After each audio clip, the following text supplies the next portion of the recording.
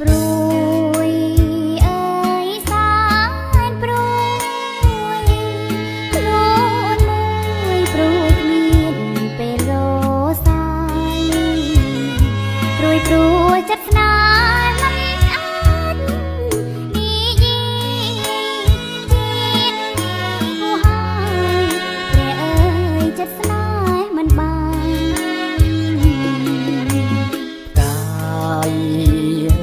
ផ្កាយដួងចិត្តខ្ញុំស្នេហ៍ស្និទ្ធតែដួងចិត្តមិនហ៊ានលួចស្រ